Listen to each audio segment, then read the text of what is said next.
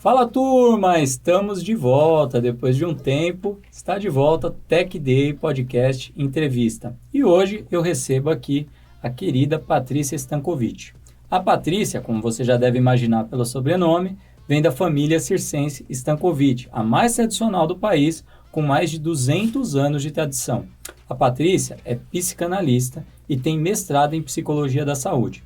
Além disso, ela é colunista da Rádio CBN de Maceió e autora do projeto Mais Inclusão, que ajuda pessoas com deficiência a construir a sua própria história. Ela é autora de diversos livros nas áreas de psicanálise e poesia e hoje vai dividir um pouco do conhecimento com toda a audiência aqui do Tech Day. Seja muito bem-vinda, Patrícia, é um prazer te receber aqui.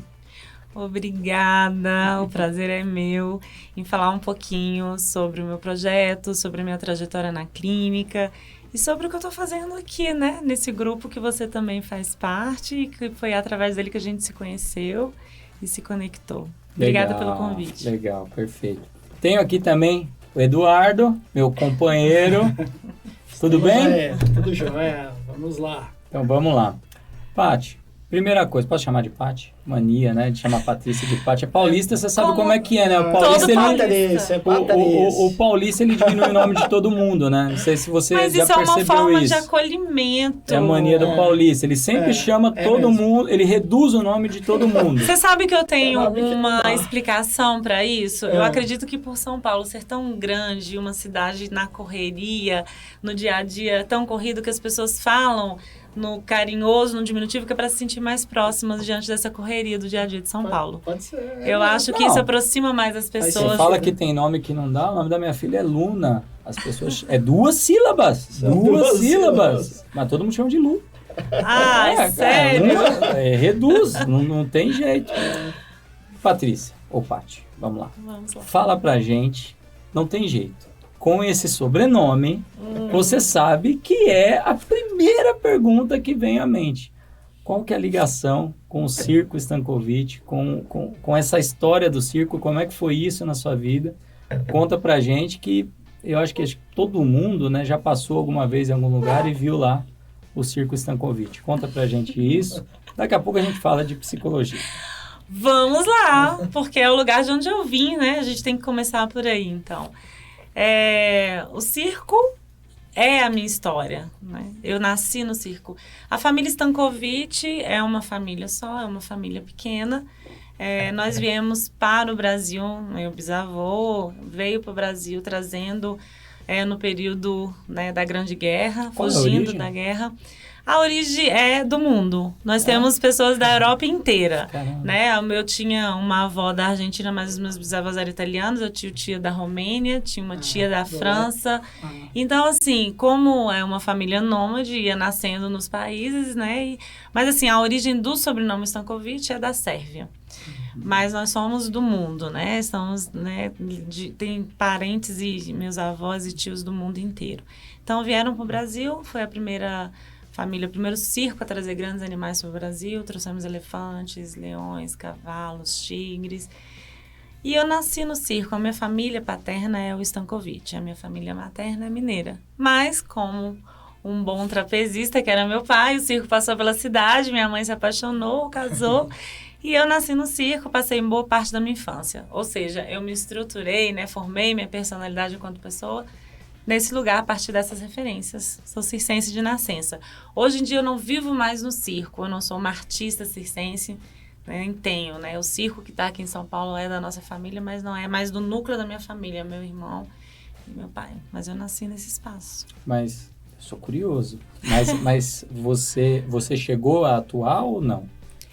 Na infância, a gente atuava não tem como nas brincadeiras. Atuar, né? Quem é da família, né? Todo mundo tem que participar, a gente estava já lá. Todos os artistas circenses, eles costumam ensaiar o número depois do espetáculo. Né? Aí termina o espetáculo, aí alguns vão lá, vamos ensaiar o trapézio, o malabares, dá 11, meia-noite, 1 hora da manhã, estão ensaiando os números. Então, a gente ensaiava. Eu ensaiava enquanto criança. Cheguei a ensaiar número aéreo, né, na corda. Brincava. Legal. Meu pai não deixava a gente entrar no espetáculo, eu ainda uma criança. Mas eu estava sempre brincando, subindo no trapézio, ensaiando. Adolescente, eu não morava mais no circo, porque meu pai faleceu muito novo, meu irmão que foi levar o circo, tomar conta do circo, e eu fui com minha mãe para Minas para ficar mais próxima da família materna, a família dela é mineira, e estudar de uma forma mais, né, como as pessoas da cidade estudam, porque quando pequenininho eu estudava no circo, de cidade em cidade estudando, levando a declaração de escola para escola. E aí eu ia nas férias e entrava, claro, eu tinha que entrar no picadeiro, eu tinha que entrar no espetáculo, o coração ali. Então eu entrava em cima do elefante com meu irmão era domador, assim como então meu você pai. Participou. Entrava em números de magia com minhas primas, entrava de partner do meu tio, que foi um grande aramista, um dos melhores do Brasil. Então, eu tinha que estar no espetáculo de alguma forma. Eu não estava fazendo um número como artista, mas eu estava de partner, de coadjuvante. Participando, tava ali. E eu, sei lá, né? Não sei o nível e tal, mas o que dá a impressão é que trabalha desde a bilheteria até venda de produtos lá, né, de alimentação, aí atua, é tudo, né? Você faz um pouco de tudo. Existe uma hierarquiazinha, como toda empresa. Uhum. No circo tem também. Então, assim, tem os funcionários que cuidam das determinadas áreas. Por exemplo, a gente tinha um capataz, que é como se fosse o gerente da empresa. O capataz era o responsável pela montagem e desmontagem do circo. A gente tinha um gerente que olhava as vendas, que olhava, por exemplo, o terreno da próxima cidade. Então, o circo está aqui, e aí ele viaja na frente, olha com a prefeitura, o terreno, essas coisas. Tem os artistas, que alguns são funcionários, outros são da família, que recebem o salário semanal. E tem as pessoas que trabalham nos outros serviços mais manuais. Tem as pessoas que trabalham com venda. Então, assim, existe essa hierarquia como toda empresa. O circo é uma empresa. Sim. Opa. Que interessante. E aí rodava ou não? Ficava aqui em São Paulo? Como que era? Então, o núcleo, porque assim, a família é uma só. Mas, como toda família, vai crescendo. E aí as famílias dividem, cada um vai montando a sua empresa. Tá. Então, meu bisavô veio pro circo. Aí depois ficou o circo, meu avô com os filhos, meu pai, a gente, né? E o irmão dele, meu tio-avô. E aí, a nosso lado da família, quem viajou mais para outros estados. Acabou indo para a região Nordeste, a região Norte do país. E os nossos primos e meus tios ficaram mais aqui. Em São Paulo, no Rio Grande do Sul. Então, ficaram duas famílias. E você falou, né, que é uma vida nômade, né? Você está sempre mudando. E como é que você foi parar em Maceió? Como isso aconteceu? Minas, né? De Minas, De né? Minas E hoje Maceió. você está em Maceió. Você está em Maceió há quanto tempo? Moro em Maceió há 22 anos. 22 anos. Comecei a morar lá no ano de 2000. Então, o amor, né, me levou para Maceió. Tá O amor pela explicado. cidade, Amor, peraí. Também. Também. Meu marido é alagoano, da terra da gema de nascença. Inclusive, o nosso circo passou por Maceió. Eu era criança ainda, meu pai estava no circo e nessa época, né, eu não conheci meu marido. Eu tinha apenas 11, 12 anos e passou em Maceió. Até hoje, algumas pessoas lembram muito, né, do circo lá, que a gente tinha grandes números que faziam, chamava atenção. Tinha elefante, tinha Globo da Morte com 5 globistas dentro, tinha trapézio. Então, a minha irmã mais velha conheceu um alagoano. E aí, pouco tempo depois, o meu pai acabou falecendo e essa minha irmã casou com um alagoano. E foi aí que eu conheci o meu marido, porque ela foi morar em Alagoas, no interior de Alagoas. E eu fui criança ainda, ficava um ano lá com ela, um ano com minha mãe, um tempo no circo, e ficava pra lá e pra cá, como uma boa circense, não aportando em nenhum lugar, mas pra lá e pra cá, até que eu conheci meu marido, namoramos, foi meu primeiro namorado, voltei pra Minas, fui estudar, fazer faculdade, depois nos reencontramos, eu casei. Estou lá. Plantei raízes em Alagoas, que os meus filhos são alagoanos. Eu tenho 3 filhos. Você tem 3 filhos. Temos 3 filhos que são alagoanos. A Júlia, a Laura e o Hugo. Legal. E... Como que foi isso? O interesse pela psicologia, de onde partiu, se teve alguma... Como foi essa escolha, né? Sair ali do artístico, né? Do mundo artístico. Eu sei que você primeiro fez filosofia, né? E depois foi para psicologia. Como é que isso acontece na vida da Patrícia? Tratar de questões mais subjetivas, tratar de pessoas, eu acho que isso está relacionado à minha história de vida. Nós sempre lidamos com pessoas e com a arte.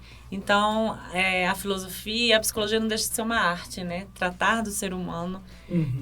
E quando eu entrei na graduação de filosofia, eu lembro que as pessoas me perguntavam, meu Deus, mas você vai fazer o quê com filosofia? Eu estudava numa federal lá de Ouro Preto e tal, pensando em fazer direito. Cheguei a fazer a disciplina de direito na federal lá. Eu digo, não, é aqui que eu quero estar, na filosofia. Deu sentido para minhas questões, meus questionamentos. Então, eu dizia assim, o que você vai fazer com filosofia? Eu disse, bom, eu não sei o que eu vou fazer com a filosofia, mas eu sei o que ela fez comigo. Né? A filosofia me capturou. Frase boa. Eu gosto de frases. Essa frase boa. A filosofia, o que ela fez comigo, me capturou, deu sentido para algumas das minhas perguntas e eu me encantei, né? E mesmo super jovem, você acha que filosofia você consegue assimilar tão bem, assim, um curso desse? Porque, eu não sei, eu tenho a impressão que eu conheço vários amigos que depois de 40 anos vai fazer filosofia e tal, né? Mas eu fico pensando, pô, quando você tá ali nos 18, 17, 20 anos, sei lá, fez sentido para você, então? É interessante isso. Fez total, né? Total sentido, porque isso é de pessoa para pessoa, né? A singularidade do ser humano. Então, assim, Sim. Aquilo para mim fez sentido, né? Para minha vida, para minhas questões, para a maneira como eu estava me encaminhando, como eu percebia aquilo que eu estava estudando. Então, assim, para mim fez todo sentido. Assim que eu me formei, eu estava terminando a graduação, foi quando eu me casei, e eu não pude dar continuidade. Aí que veio a escolha pela psicologia, algum tempo depois. Né? Porque eu não pude dar continuidade, porque talvez eu tivesse continuado na filosofia. Eu não sei se eu estaria hoje como psicólogo e psicanalista. Eu já estava indo para o meu mestrado na França e tal. Foi quando eu me casei e engravidei da minha primeira filha. E aí eu tive que sossegar, desarmar a lona, desmontar o espetáculo. Mas sossegar eu acho que não, porque vamos lá, você começou em filosofia, depois você foi para psicologia, eu sei que você é comunicadora, afinal de contas você é uma colunista de rádio, é escritora, né? Como é que você... E agora eu sei que você está estudando marketing digital, tá trazendo isso para sua vida. Como é que poesia, né? Poesia, como é que a Patrícia conecta todas essas coisas? Como é isso? Como é atuar de maneira assim tão ampla? Boa pergunta, né? É o que eu tô agora fazendo com, né, uma assessoria de um rapaz que eu encontrei num evento assim muito legal, porque ele tá vendo isso, né? É tanta coisa, a sua mente não para. É tanta coisa aí para produzir, que você faz tanta coisa ao mesmo tempo, que aí, peraí, vamos colocar em caixinhas isso para que a gente possa fazer de tudo, mas um de cada vez. Né? E eu, nessa minha inquietude, assim, nessa minha inquietação o tempo inteiro, com um monte de coisa. E tanto que eu digo, tô fazendo isso, quero fazer aquilo, e meu marido fica louco comigo. Você quer fazer tudo? Eu tô estudando francês, eu quero ir pro piano, eu quero ir pro violão. Aí eu tô no mestrado, mas já tô pensando no doutorado. Tenho um consultório, tenho um projeto de inclusão, que eu sou apaixonada por ele. Tenho um quadro na rádio. Bom, peraí, né? Então vamos agora tentar organizar tanta coisa. Dá pra fazer tudo, mas uma coisa de cada vez. Você atua ainda no consultório? Atuo, o consultório é a minha grande paixão. E dentro da psicologia, a gente sabe que a psicologia é uma área muito ampla, né? É uma área Psicologia ou psicanálise? Os dois. Eu sou graduada em psicologia, mas tenho uma formação em psicanálise, então eu sou psicanalista porque eu uso o referencial teórico da psicanálise, né? Isso. A praxis da psicanálise, os instrumentos, o divã. Então, essa é uma área muito ampla, né? Que tem acho que, várias áreas, várias especialidades. Isso. Em que área que a Patrícia atua, assim? Qual que é a especialidade, a paixão da Patrícia dentro da psicologia, dentro da psicanálise? A minha grande paixão é o meu projeto de inclusão, que eu atendo pessoas com deficiência, crianças com comprometimentos no desenvolvimento. E aí, durante um tempo, quando eu entrei na psicologia, eu já tinha em mente que eu queria também atender crianças. Não sabia como, né, nem qual seria o caminho. E aí, até que eu conheci um grande psicanalista de crianças e de pessoas com deficiência, e eu me encantei. Meu olhinho brilhou ali, eu disse, bom, é isso que eu quero fazer na clínica. Eu quero ser uma psicanalista que também, né, eu digo também porque eu atendo muitos profissionais da saúde, atendo pessoas neuróticos comuns como nós, que temos nossas questões existenciais, que estão sofrendo aí, né, com ansiedade, com depressão, com o pânico, que é nosso mal-estar da época, o mal-estar do momento. E aí eu atendo essas pessoas, mas a minha grande paixão é meu projeto de inclusão, que é o que eu tenho meu quadro na rádio em Maceió, e que é o que eu estou entrando agora com força no digital, para implementar um trabalho no digital onde eu possa alcançar pessoas e famílias, para que essas famílias possam se reconhecer, né, qual é a sua dor, trabalhar isso, que elas possam ajudar o seu filho a construir a sua própria história, que são as pessoas com deficiência. Que a gente sabe ainda que há muito preconceito ainda na nossa sociedade, há um olhar enviesado com relação às pessoas com deficiência, há muito estigma. Então, eu preciso desconstruir isso. Né, sobre também, né? Exato. Começando por... Bom, desculpa, eu sou um ignorante na área, sim. Começando por... Como a gente deve se referir a essa pessoa? Falar que alguém é deficiente, é ofensivo, não é ofensivo? Acho que essa é uma dúvida que muita gente tem, porque o mundo mudou, né? O mundo mudou, a gente tem que se adaptar a como a gente se comunica de uma maneira que não seja ofensiva. Como é isso, Patrícia? Como a gente fala?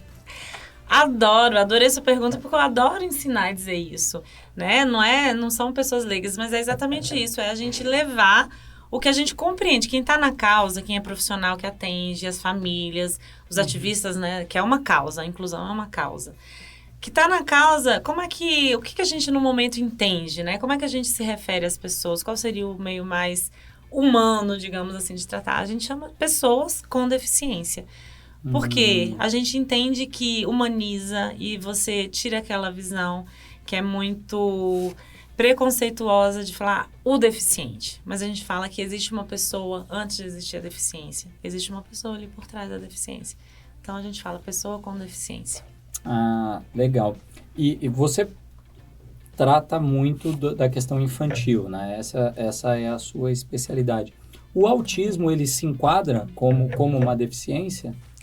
O autismo, ele é um espectro, né? Por isso que já vem o nome, espectro do transtorno do autismo. Há vários níveis ali de situações de uma pessoa que está dentro do espectro.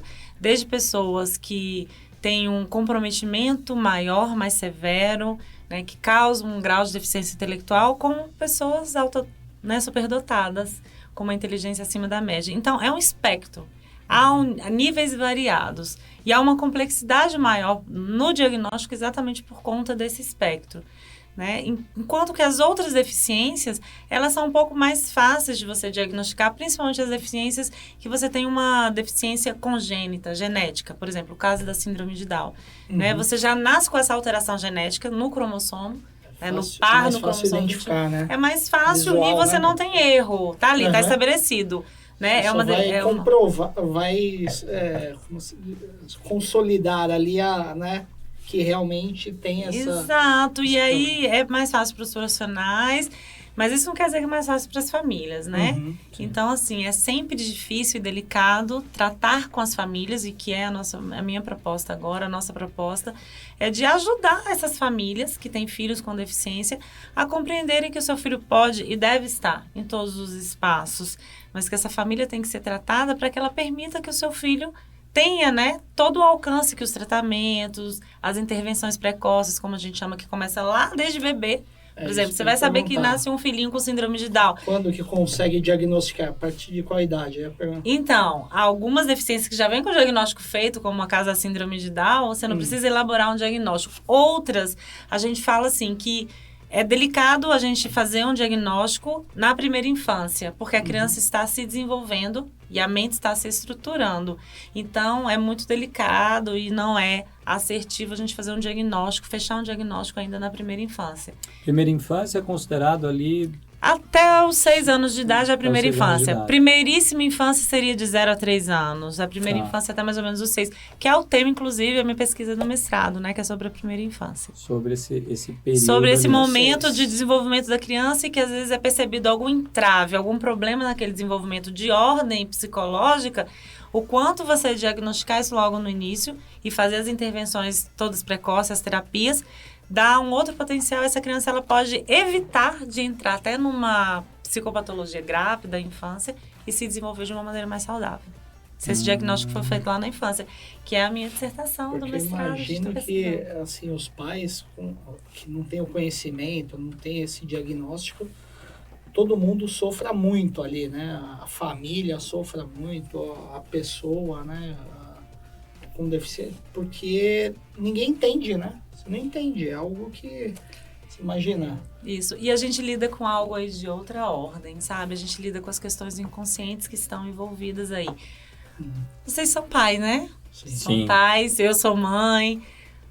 Quando é que nasce uma criança? Né? Quando é que nasce um filho? É quando a mãe pare? Não. Uma criança nasce no desejo dos pais. Algum pai ou alguma mãe deseja ter algum filho que não seja, que tenha algum comprometimento, que tenha alguma dificuldade? Não, a gente espera um filho saudável. Não quer dizer que uma pessoa com deficiência não seja saudável, mas você espera que a criança não tenha tantas dificuldades, né, dentro de uma sociedade ainda bastante preconceituosa. Então, a gente lida aí com as questões inconscientes. Uma família não deseja ter um filho com nenhuma questão diferente da grande maioria. Uma questão de saúde, às vezes, mais severa. Ela espera vir um filho sem nenhum problema. Quando nasce um filho que vem? Então, você afeta inconscientemente aquela família. A gente costuma dizer na psicanálise que você fere o narcisismo dos pais, né? É o narcisismo furado, né? Machucado, é uma frustração. Sim. Então, a gente precisa trabalhar isso na família para que aquela família lide com o filho real que ele tem. E perceba no seu filho real que, para além da deficiência, ele pode muito bem se desenvolver, estar na sociedade trabalhando, estudando, trabalhando e construindo a sua própria família. Sim. Construindo o seu espaço ali, construindo a sua própria história. Legal.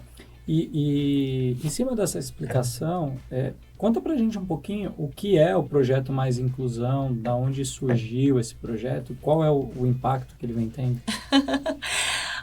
O projeto Mais Inclusão surge lá da sua primeira pergunta, Rafa. Você é do circo? Conta pra gente isso. Então, assim, eu consegui perceber, escolhi atender crianças com deficiência, aquilo me tocou de uma forma, mas eu não tinha muita clareza ainda. Por quê? Eu era apaixonada com o meu projeto, com a clínica de crianças com deficiência, tanto que todas as pessoas que eu atendia, assim, ficavam, né, encantadas com o profissionalismo, com o tanto que os filhos, né, se desenvolviam. E eu apaixonada com isso, fiz eventos em Alagoas, fiz o primeiro simpósio de inclusão em Alagoas. Eu fiz um evento em Alagoas que eu acho que foi o primeiro do Brasil, que foi uma caravana itinerante de inclusão. Foi um evento itinerante. Caramba. Percorri 3 municípios e que eu quero levar isso para o Brasil. Aí eu sonhei, um dia antes de fazer a minha palestra, que eu estava num ônibus do circo, todo plotado com a logo do meu projeto, percorrendo várias cidades com o case lá, um grupo de jovens com síndrome de Down, que foi o que eu levei para esse evento, falando da sua experiência no mercado de trabalho. E aí eu disse, gente, eu sonhei como eu sonhei no circo, né? Eu disse, o que isso tem a ver? E aí, na minha própria análise pessoal, eu descobri que, bom, trabalhar a inclusão tem uma importância simbólica para mim por conta da minha própria história. A gente que é de circo, é muito lindo hoje você chegar, nossa, do Circo Stankovic, que lindo, né? Uma família tradicional na arte circense, que é uma arte. Mas nem sempre foi assim, ainda não é assim em todos os lugares. A gente sofre muito preconceito, muita estigmatização. Tanto que quando eu era criança, que eu fui para a família da minha mãe em Minas estudar, eu tinha vergonha de dizer que eu era de circo, né? As pessoas perguntavam, seu pai, não tá aqui, trabalha com o quê? Eu trabalho com transporte. Com vergonha. Por quê? Caramba. Porque eu queria me sentir pertencente. Sim. Eu era a única ali que era diferente. E ser diferente já cria um preconceito na cabeça das pessoas. É isso com as pessoas com deficiência, né? Você é diferente da maioria. Então, você é rotulado. E é sempre rotulado por pior. Né? As pessoas olhavam com um olhar meio estranho de circo, né? Acha que, no circo, toma banho? Dorme aonde? Mora aonde? Então, assim, Acha curioso. É muito preconceito. E isso tinha um impacto na minha saúde mental, digamos assim, no meu psicológico, de uma forma que eu não reconhecia que era isso muito bem. Fazia para me defender, não dizia que não era, né, de circo, não assumia isso. Quando eu me apropriei da minha história, né, e isso fez sentido para mim, eu comecei a ter um orgulho gigantesco do lugar de onde eu vim, da história da minha família. Gigantesco, daí que isso, assim, me emocionou muito. Então, eu digo, gente, eu passei isso para meus filhos, eu transmiti isso para meus filhos. Tanto que em Alagoas, as pessoas não conhecem eles pelo sobrenome do pai, que é de lá, mas pelo meu, Stankovic. Né? Meu filho pequenininho sonhou uma vez, acordou, eu trabalho com sonhos. Tive um sonho, mãe. Meu filho, que sonho. Sonhei que todo mundo no mundo morria. Inclusive você e meu pai. Só ficava eu, a Júlia e a Laura. E eu olhei e dizia, e agora? Como é que a gente vai levar o sobrenome Stankovic pra frente? Olha o problema. Olha o problema. Olha que coisa linda, pra você ver a importância disso pra mim, né? Inconscientemente, como eu transmiti isso pros meus filhos, mesmo sem eles estarem no circo. Então, isso tem um conteúdo emocional e afetivo muito forte. E a partir disso, eu criei um projeto de inclusão. Legal. E tem uma palavrinha que você falou, explicando o projeto, que eu queria puxar. Vamos. Você falou de carreira. E quando você fala que faz esse trabalho com crianças, né? A gente, de um lado, fala, pô, criança, 1 a 5 anos, 6 anos, 7 anos. E você lá trouxe esse vínculo de carreira, né? Porque essa criança, no final ali, na adolescência, ela precisa de uma carreira. Como é que é isso? Você trabalha essa questão também Qual momento, da né? inclusão? Se tem algum momento, Em né? que momento? Isso faz parte do projeto de trazer esse que já não é mais uma criança, né? É um adolescente, um jovem adulto. Um jovem adulto para o mercado de trabalho. Total. Isso, inclusive, vai ser um dos braços do nosso projeto. Vai ser uma consultoria, né, às empresas, para que elas possam não só cumprir a lei de cotas, porque eu acredito que a inclusão é muito mais que uma legislação que preconiza isso, Canetada, muito mais do que né? leis. Né? A inclusão é uma questão valorativa, de valores, de lidar com a diferença e aceitar o diferente na nossa sociedade. Sabendo que aquela pessoa é diferente, mas ela tem algo que ela pode ser boa, que ela pode desenvolver bem. Então, trabalhar isso nas empresas. Ela pode contribuir ali, né? Exato, e que ela também crie a independência dela, a autonomia, se insira no mercado de trabalho, faça vínculos sociais. Sim. E depois construa a própria família dela. Né? Então, assim, um dos braços disso e a proposta é que a gente trabalhe dando consultoria para as empresas para que a gente aplique uma metodologia, né, norte-americana que chegou no Brasil na década de 80, inclusive foi trazida e traduzida para cá por um grande professor daqui de São Paulo, que foi um ícone na causa da inclusão, que infelizmente esse ano ele faleceu, que é o professor Romeu Sasaki, e eu tive muitas coisas dele, né, faladas, inclusive sobre as terminologias. E aí a gente aplicar essa metodologia que chama Metodologia do Emprego Apoiado. O que é isso? É a gente conhecer a empresa que está oferecendo uma vaga, que vocês sabem que a lei de cotas, ela preconiza que uma empresa acima de 100 funcionários tenha 1% do seu quadro de funcionários de pessoas com deficiência, acima de 500, 3%, acima de 1.000, 5%. Né? E aí a gente colocar isso nas empresas para que ela... Qual é o espaço da sua empresa que você está oferecendo uma vaga? Então, a gente vai até o espaço, adapta o espaço, conhece a equipe, cria, né, elege um tutor ali, que é para ficar com a pessoa com deficiência, se direcionar só a essa pessoa e fazer o acompanhamento durante alguns meses para que essa pessoa com deficiência não só seja empregada e depois saia, mas que ela permaneça no trabalho. Legal. Então, é um projeto associado a empresas e não às famílias e tal. As duas coisas. São braços diferentes. Tá. A gente vai fazer um trabalho com as famílias, né? Para que essas famílias sejam trabalhadas, sejam, né, compreendam a sua dor, o que é que impede que há uma super proteção das pessoas que têm filhos com deficiência, a gente sabe disso. As famílias, às vezes, super protegem como um mecanismo de defesa. Então, eu vou trabalhar com as famílias para que elas possam estar com seus filhos e eles possam conseguir ter ganhos, tanto escolar quanto lá na frente profissional. Mas por intermédio das empresas. As empresas aí é uma outra área, outra braço. área. Ah, tá bom. Entendi. Entendeu? E assim, você está numa empresa de tecnologia, né? Nós somos uma empresa de tecnologia. Eu acho que, de certa forma, a área de tecnologia é uma área que permite a inclusão, permite bastante a inclusão, né? Afinal de contas, de maneira geral, um trabalho intelectual, os sistemas, né? Se a gente pegar aqui o último lançamento da Apple, né? do iPhone, do iOS, eles tiveram todo um momento do evento de lançamento focado em acessibilidade, em como o sistema hoje é acessível, como os aplicativos são acessíveis, inclusão, para trazer essa pessoa. Sim. E se é que a gente pode tentar encontrar um lado bom né, na pandemia, no que aconteceu na pandemia, ela... Um lado bom, mas aprendizado, né? Algumas o reflexões, lado né? bom que eu digo é que ela aculturou as Sim. empresas ao trabalho remoto, né? E é um trabalho e Ah. acelerou o desenvolvimento É. dessas ferramentas de trabalho remoto e facilitou a inclusão dessas pessoas. Você sente isso, Patrícia? Você entende que hoje as empresas de alguma forma podem estar mais abertas a receber esse profissional justamente por essa questão do remoto e das ferramentas de tecnologia que avançaram nesse sentido? Também. Eu sinto que está havendo essa abertura da sociedade como um todo, mas isso também vem acontecendo há algum tempo. Por quê? Porque em 2015 foi sancionada a Lei Brasileira da Inclusão, então a gente teve... Inclusive, eu comecei a fazer meus eventos antes da lei estar sancionada e já levava, né, a importância, por exemplo, das escolas de ensino regular aceitar uma criança com deficiência na sala de aula, não só nas escolas especiais, mas dentro da escola comum do ensino regular. Né? Porque a base é a educação. Então, se essa criança ela está na escola, está convivendo com outras crianças que não têm, ela vai melhor se desenvolver. Né? As outras crianças sem deficiência vão melhor convivendo com a diferença e a gente vai tornando essa sociedade mais inclusiva.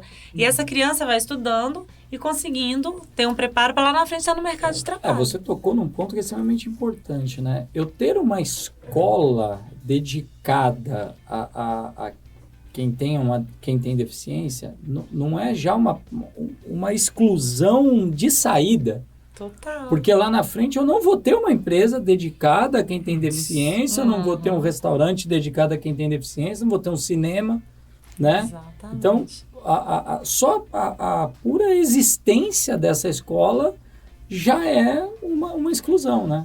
E você sabe que era assim, né? É. A gente não tinha pessoas com deficiência. Você estudou com alguma pessoa com deficiência Não na sua me escola? lembro Você estudou? nunca ter Eu estudado. também não. Mas me eu lembro. conheço escolas que só atendiam, né? Eram as pessoas com escolas, por exemplo, a deficiência. PAI, É a como se não existisse, Pestalozzi. né? É como você cresce como se aquilo não existisse. Né? Não existisse porque você não tinha contato, não tinha acesso. E aí o preconceito perpetuava. Porque a gente tem preconceito daquilo que a gente não conhece. Exato, né? exato. Não Quando convive, você né? passa a conhecer, o preconceito, a palavra já diz, né? Um É. preconceito. Você faz um conceito antes de conhecer. Então, é o que acontecia anteriormente. E aí, teve um movimento há algum tempo atrás, porque havia uma discussão aí política de voltar às escolas especiais, né? E aí seria um retrocesso para a causa. Quer dizer, a gente conseguiu ganhos, fazendo com que as escolas de ensino regular aceitem as crianças com deficiência. Há uma nota do MEC que, inclusive, desobriga as famílias a terem um laudo para que matricule. Você pode chegar numa escola e matricular o seu filho antes da escola pediam que um laudo, a obrigatoriedade de um laudo. Então, não há mais essa necessidade. É isso que eu ia perguntar. Mesmo se não tem espaço para uma escola desse tipo, para um nível mais que exija um acompanhamento maior e tal, sei lá, ter sei que é feio falar isso, mas ter um corte ali, né? Tipo, Um nível mais severo. um nível mais severo, aí ter essa necessidade de uma adaptação total do ambiente, do acompanhamento. Será que nem assim faz sentido? Pois é, a gente precisa, né, dessas adaptações. Tanto que eu faço capacitações aos profissionais da educação e a gente sabe que hoje em dia, no nosso país, a realidade é as escolas públicas estão melhor instrumentalizadas do que as privadas. Por quê? Por quê? Olha isso. Por quê? Porque a escola pública, ela tem uma certa obrigação social, vem uma verba Sim. pública da gestão municipal, da gestão estadual e federal para a educação e a saúde, que são as duas Sim. pontas mais importantes, né, da gestão pública. Sim. Então, tanto que há alguns anos atrás, por exemplo, as verbas quando vêm, eu fui subsecretária de um município lá de Alagoas, com as verbas quando vêm para a saúde e para a educação, elas não passam nem pelo gestor, elas vão direto para os secretários. Eles administram direto pela importância da saúde e da educação, né, no nosso país.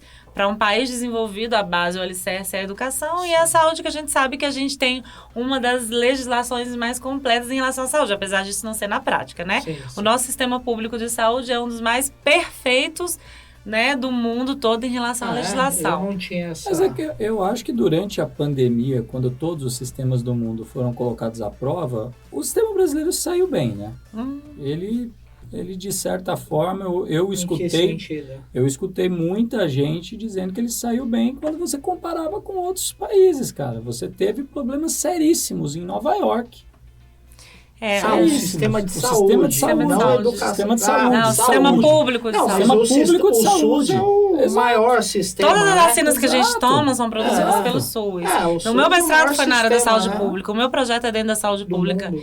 Então, a gente sabe a importância da saúde pública. Alguns municípios, por exato. melhor gestão e tal, têm uma saúde pública melhor, mais eficaz. Sim, Enfim, sim. essa é uma questão que o nosso Nunca país é muito o grande. que a gente né? gostaria, É. mas dentro do possível... A saúde o pública sistema é muito bom. maravilhosa, é o alicerce, né, da nossa saúde. Alguns transplantes, inclusive, só fazem na saúde pública, por exemplo, Sim. transplante de fígado, né, e as vacinas que a gente toma, as medicações. É. Então, assim, ela tem a sua importância e a O pessoal gente... do particular vai pro público ser atendido quando é mais grave, né? Exato. Alguns tratamentos. Com relação às escolas, voltando às escolas, por que as públicas estão melhor instrumentalizadas? Porque eles devem, né, responder Sim. ao que, né, o governo cobra, o MEC cobra com relação aos Respeita índices a de educação, legislação as também, legislação. né? E vem uma verba, né, que eles têm interesse, eles instrumentalizam a escola, eles criam as salas de AE dentro das escolas, que é o atendimento educacional especializado, tem o psicólogo, um fono.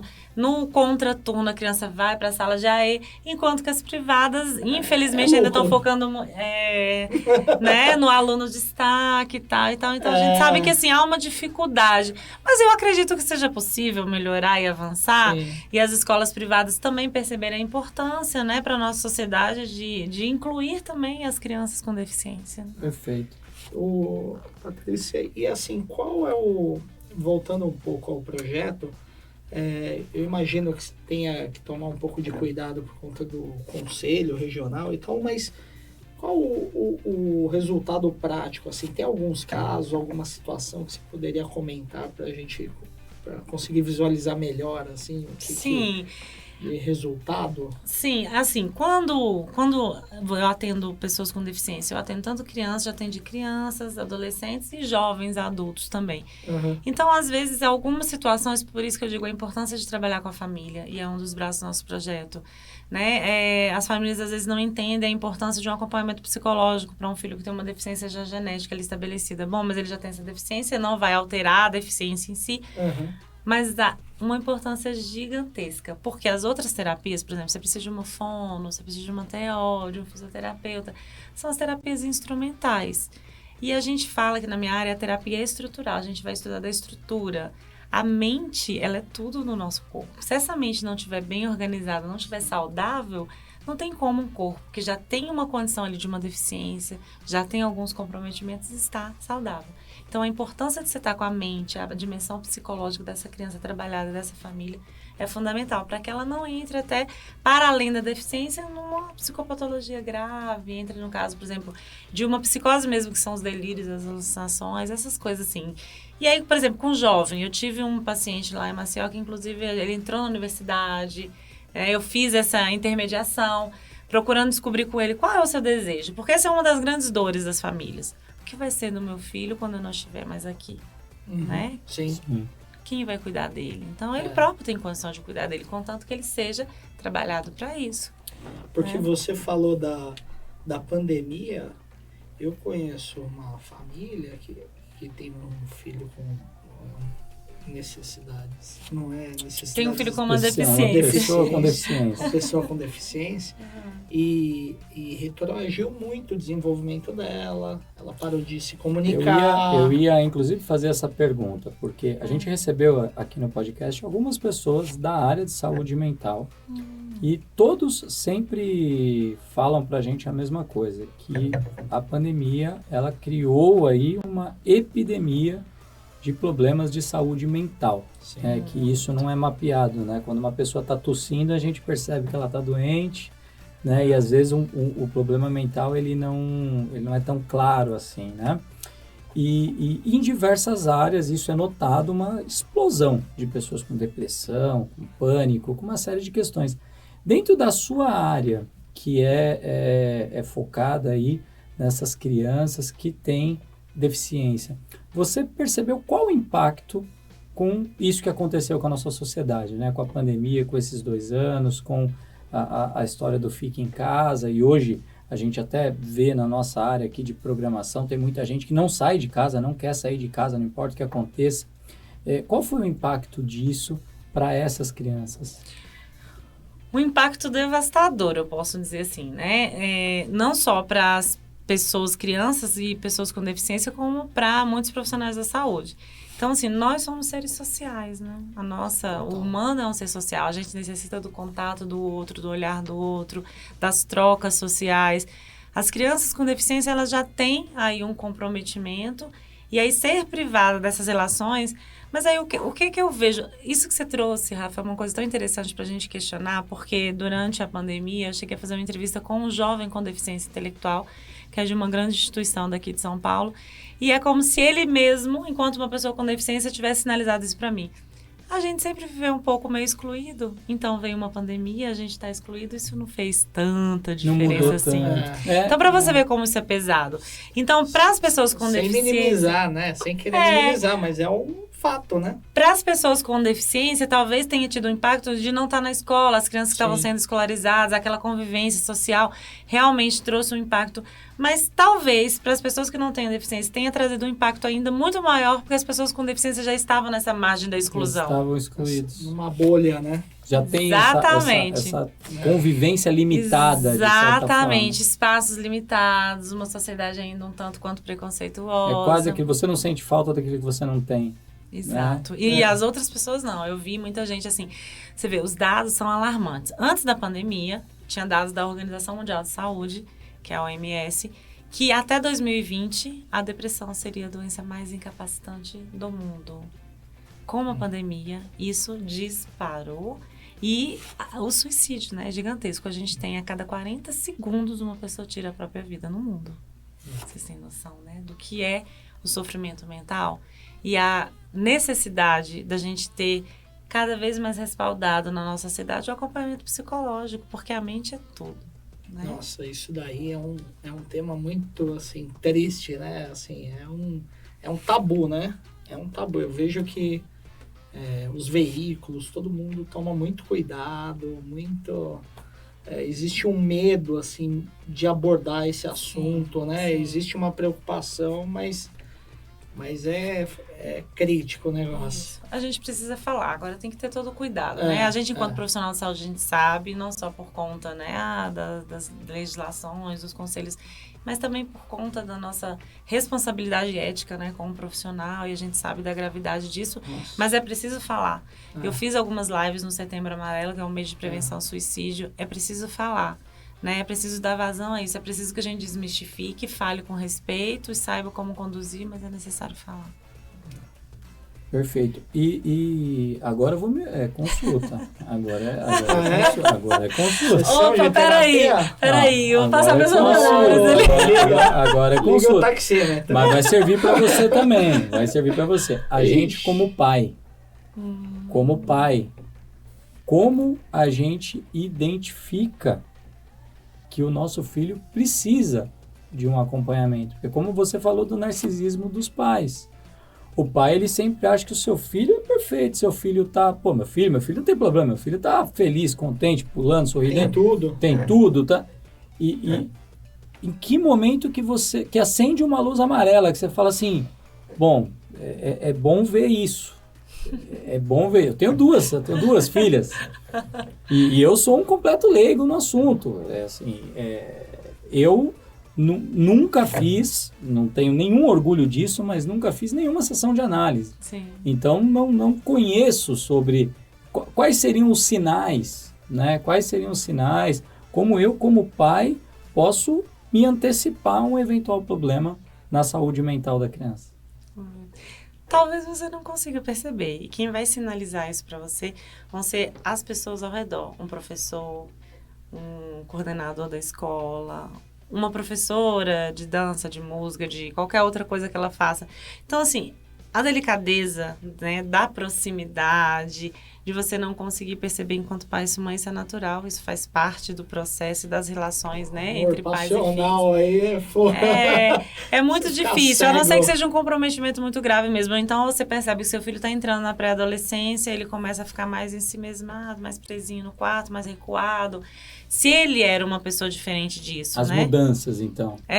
Agora sim, a pré-adolescência é uma fase delicada porque você tem muitas mudanças já, né, orgânicas acontecendo. Questão hormonal, a questão de mudança de várias coisas no seu organismo e na sua mente. Então, assim, você está ali numa fase muito delicada, querendo se inserir em alguma tribo, se reconhecer, se identificar, naquela coisa de já começar a se colocar, né, contra os pais, porque faz parte do processo, mas nada muito distoante do que era. Se você percebe que está algo muito diferente do que o seu filho ou sua filha era, então liga o alerta, leva uma consulta de repente com um médico de confiança, um pediatra, até uma consulta, uma entrevista inicial com um psicólogo só para sentir. E como você disse, né, assim, tem especialistas de acordo com a idade, né, para tratar crianças, jovens, né, adultos, né, tem.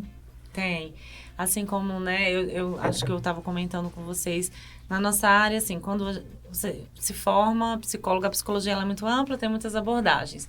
E a psicanálise, que é uma metapsicologia, né? A psicanálise nasceu dentro da medicina, mas enfim, uma pessoa, um psicanalista, por exemplo, que atende um adulto, não necessariamente ele atende uma criança. Mas se o psicanalista tem também uma formação para atender criança, ele vai atender o adulto. Uhum. Que ele atende a criança que habita ali no adulto, né? Então, a formação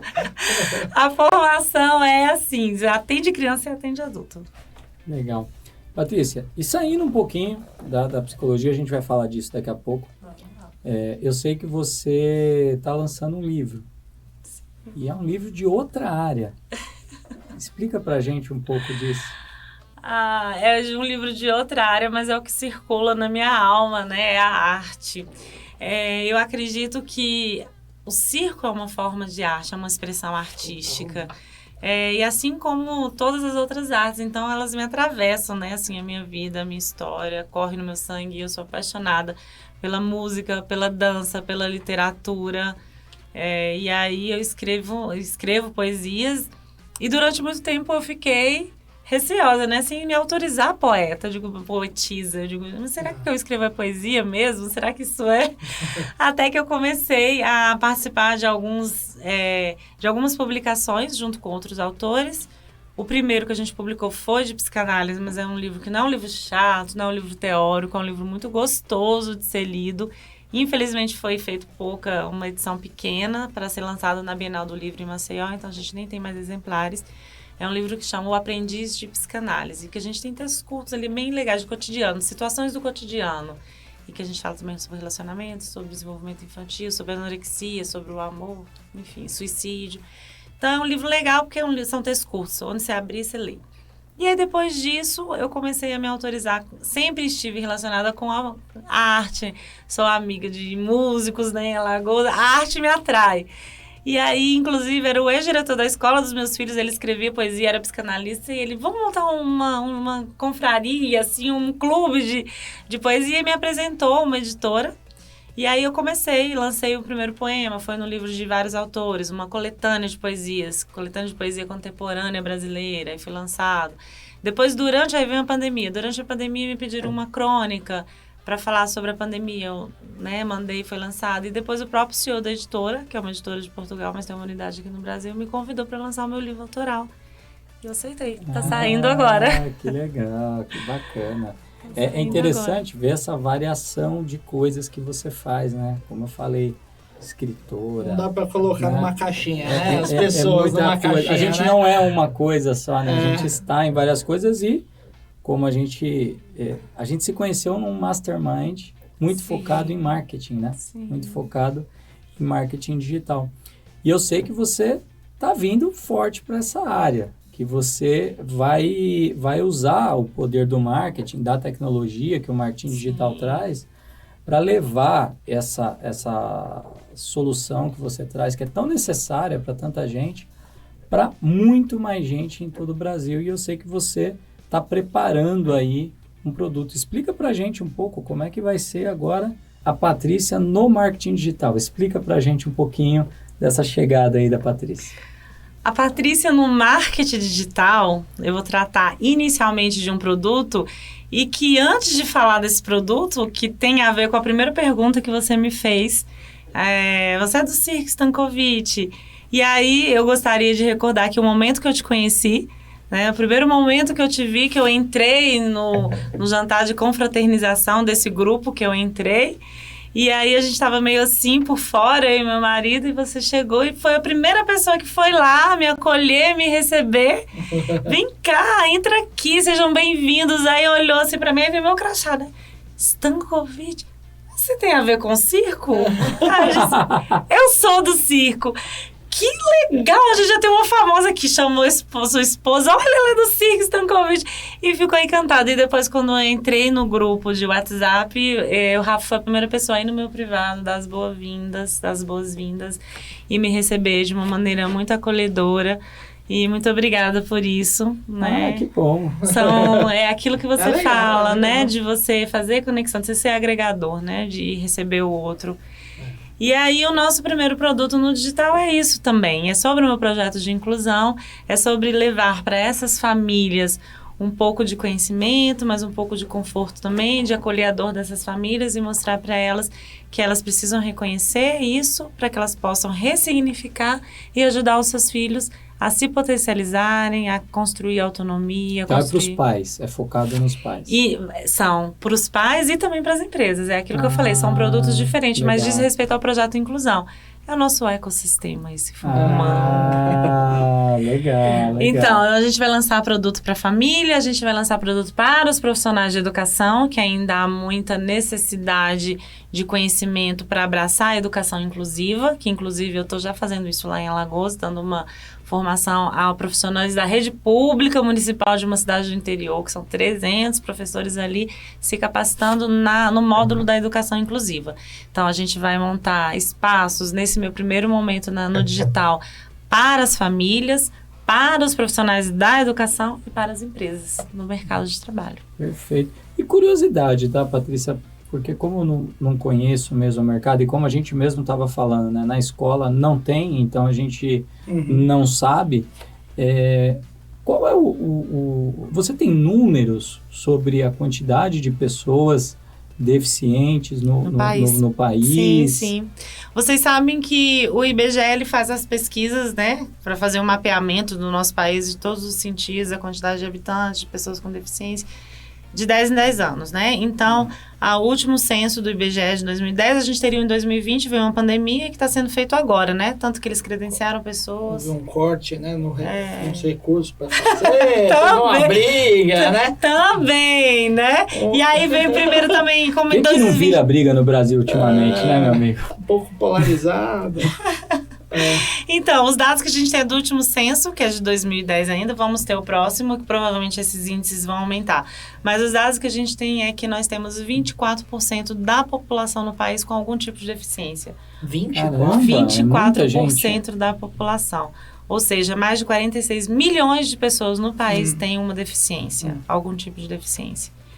E aí, deficiência leve, mas aí vai de qualquer tipo, né? Qualquer tipo, desde uma deficiência física, uma deficiência visual, né, uma deficiência auditiva, como deficiência intelectual, e aí qualquer tipo de deficiência.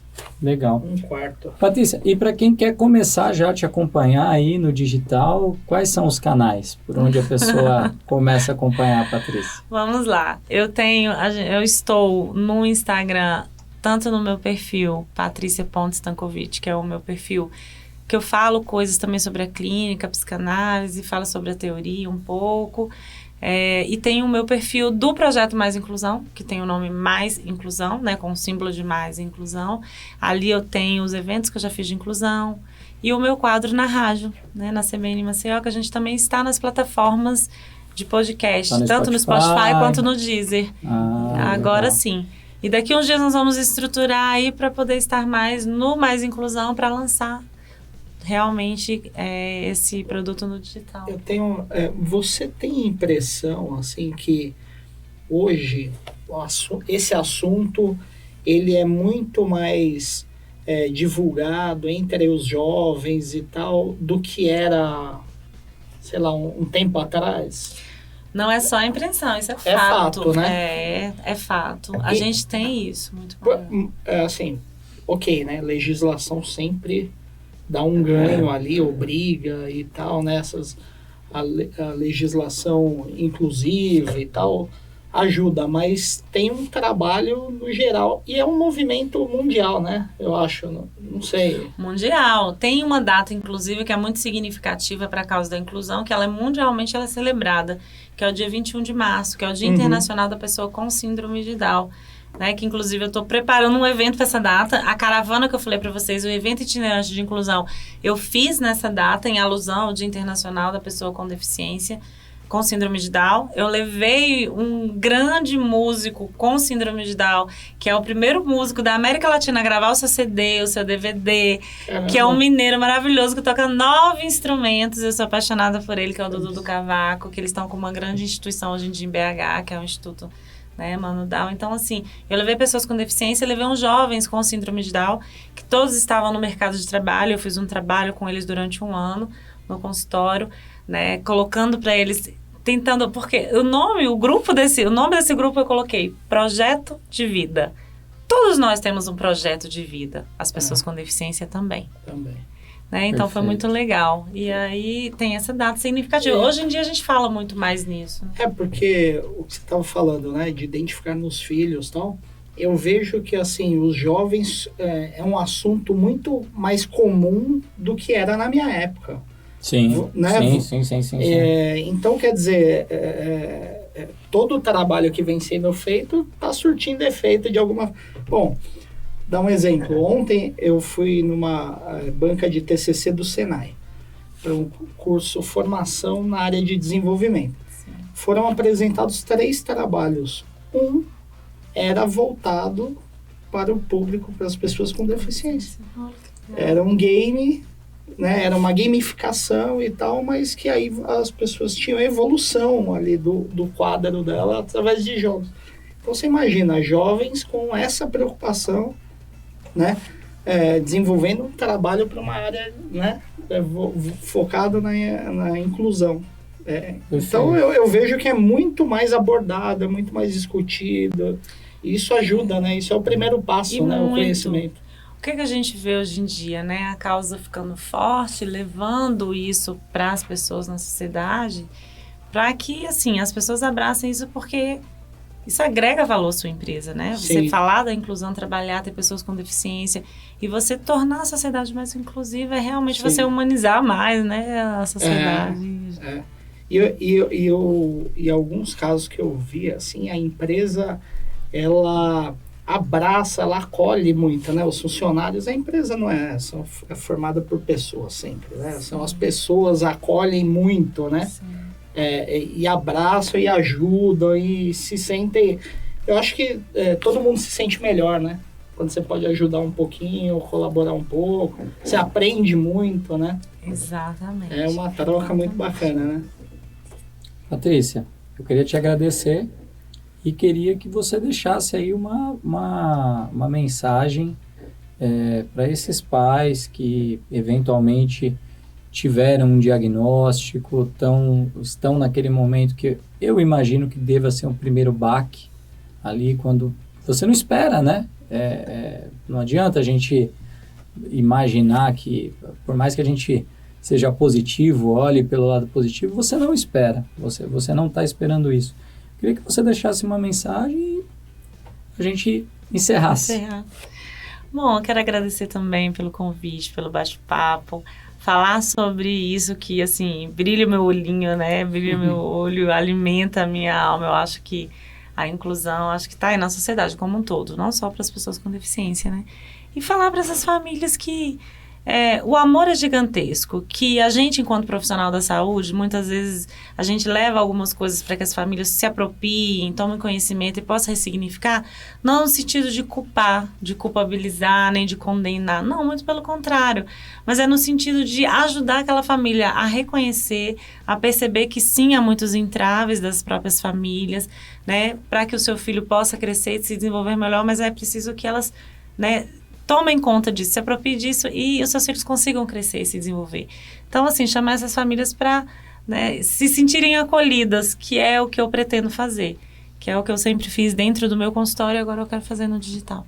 Perfeito. Patrícia, quando esse produto estiver pronto, eu quero que você volte aqui para contar para a gente, para trazer os resultados que você vai estar levando para o Brasil inteiro. Te agradeço muito, a conversa muito boa. Acho que é sempre muito importante a gente trazer esses assuntos, esclarecer. Te agradeço ter tirado as minhas dúvidas e eu quero ir lá no Circo Stankovic. Vai ser um prazer. Eu já ofereci para vocês. A hora que quiserem ir, já está lá o ingresso disponível. Obrigado, Obrigada. Patrícia. Obrigada.